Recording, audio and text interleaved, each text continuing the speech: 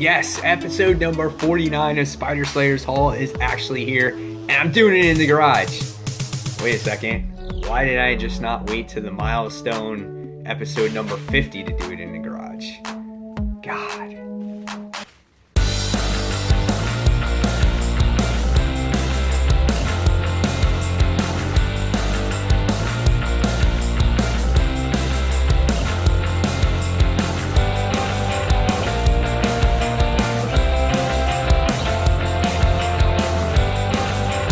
Hey Fairyland fans, welcome back to Comic Fairyland and fans. You're back with me, Mike Spider Slayer, getting ready to do Spider Slayer's Haul episode number 49. That's right, guys. Yes, one away from 50. And it's just weird because I decided to do it in the garage. I should have just waited like I said in the intro. But anyway, I'm proud to bring the haul back to the garage in the new improved Spider Slayer's super secret lair. And here's the bag for this week. If you guys it's the first time seeing this video, this is the video series where each and every week I show you the comics that I bought for the week. So, with further ado, guys, let's get started and let's see what I got for this week. So, the mysterious black bag of comics. Bag goes on the floor, and that's a true christening right there. That is the first black bag that has hit the floor in this Spider Slayer's super secret lair. So, here we go, guys. First book I wound up getting is Red Sonja issue number 3. This is a really well done book. I've really enjoyed this book overall. I think it's a great book. It's fun to read. I think the artwork is absolutely gorgeous in the book. And I'm loving it. It's a great book. If you guys haven't checked it out yet, I definitely suggest you check out Red Sonja issue number 3. All right, next we go on to a classic comic book that I picked up. And this is Shayna the She-Devil. I guess back when she had her own series. And this is issue number 5. Only paid $1 for it. I thought it would be pretty cool to add to the collection. May not be in the best of shape, but it just looks cool. Look at how different the artwork is, iconic it is, this classic. And it says Enter Necra, so that's really cool. So I was excited to pick that one up. It was the only one they had of that series. If they had more, I probably would have grabbed it more. All right. Next, we wound up getting Manifest Destiny issue number 27 as this continues the Lewis and Clark era, and they're dealing with these strange creatures, and they're coming across this strange fog. I'm actually one issue behind on this. This is the only comic that I have not read that I'm behind in. So I'm looking forward to reading issues number 26 and 27 together. So I think this will be a lot of fun. So Manifest Destiny issue number 27. All right. Next, it's the book that we all have been waiting for. The Amazing Spider-Man, issue number 25. The hugest milestone issue of them all. You would think for $10 that they would give us like issue number 800. I don't know. That's the way you would think. It's like issue 25. Yay.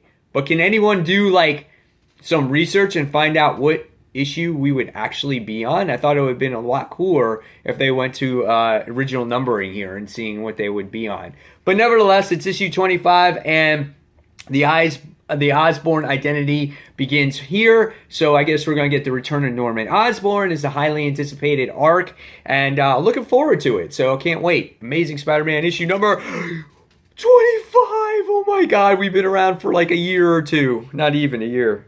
All right, Spider-Man issue number 14. I guess this is the conclusion maybe to the whole Miles Morales and Spider-Gwen series, or them being together or whatnot. I like the cover here. I really like how he's wearing like the tuxedo and she has the bridesmaid's dress, and I think it's neat because it just kind of fits their costumes. She wears more white, he wears more black, and it's cool how the heart is together there. So that's really neat. So Spider-Man issue number 14. All right, next we have the long-awaited, the book that you've been waiting for months and months, the high issue of number 5 of Venom. Supposedly something big happens in this issue, and it looks like that a shocking return. So is it Eddie Brock that makes his return in this particular series? Well, we'll find out.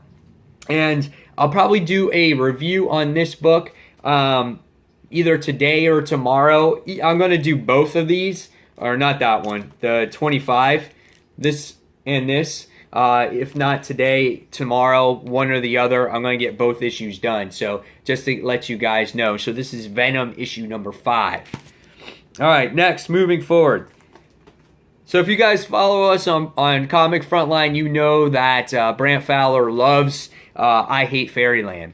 And I made him a promise that I was going to start rereading this series because I absolutely despised it. And I kind of want to read it just for him so I can just rag on it the whole time.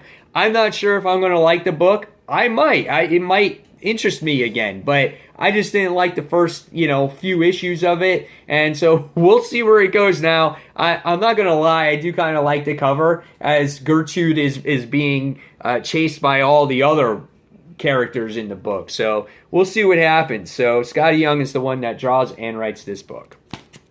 Next, we wind up getting Miss Marvel, issue number 16. As this continues the story arc with her being chased by someone that she plays a game with, like a World of Warcraft game, and we're not sure who the person actually is. This is a cool cover as you get to see him ride in this tank and stuff like that. So that's pretty cool. It's a fun arc. It's Miss Marvel, issue number 16.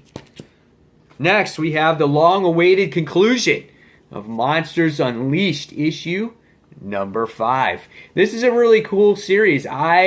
This was a lot better. I mean, if this was the only event of the year, I would be perfectly fine with it. This was an event where the heroes actually work together. We wind up getting a new hero out of it. It's a very original concept, as Key, I think is his name, where he actually draws out of a notepad. And, he makes these monsters come to life, and I think it's a wonderful idea. It's a great Inhuman, and it adds to this Marvel universe, and it's just somebody different. It's not, someone handing down the torch or a legendary, type of character like that, or, or legacy character, that's what I meant to say. So we'll see how that concludes. Hopefully it ends up strong, better than Inhumans versus X-Men.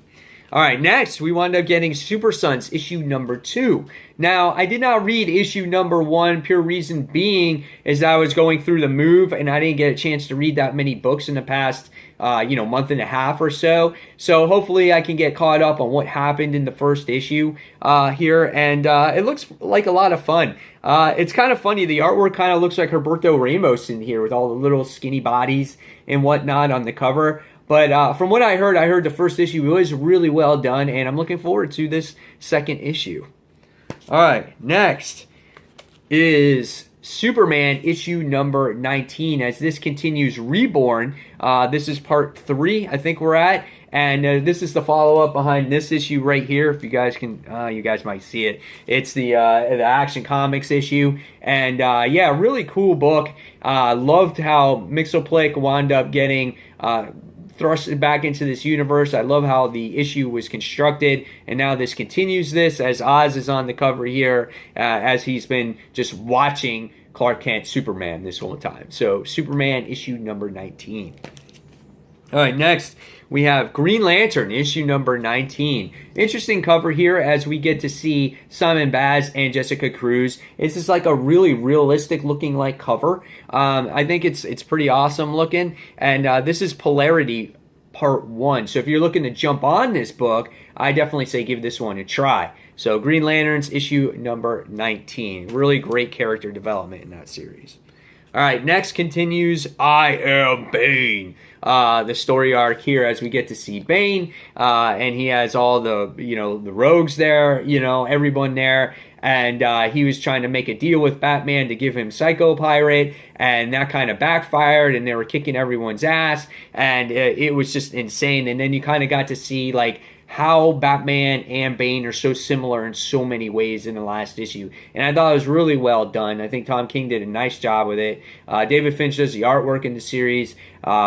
Really well done. So this is Batman issue number 19.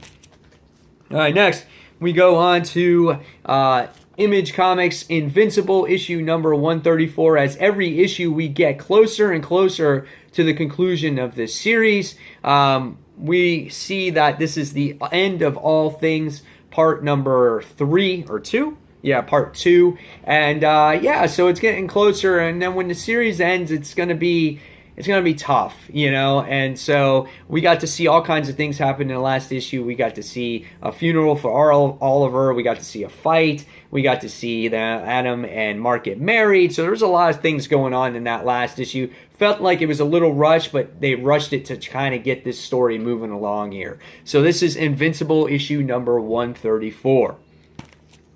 And last but not least, everybody, we wound up getting issue number 7 of Killed or Be Killed. Issue number 7. Yes, by Ed Brubaker and Sean Phillips. Wonderful, wonderful series. One of my favorite independent comics as of right now. The story is so well told. The narration is awesome. We don't know if Dylan is tripping balls, if he's sitting there, you know, just psycho, or if this demon is really for real that's making him kill people. But at this point, he's just kind of... He's nothing phases him at this point. He's shot at cops. He's killed so many people now, and now we get this private investigator, or this investigator or detective that's actually looking into his case and finding all these, putting the pieces together. So it's really good book, awesome stuff. So there it is, Killed or Be Killed, issue number 7.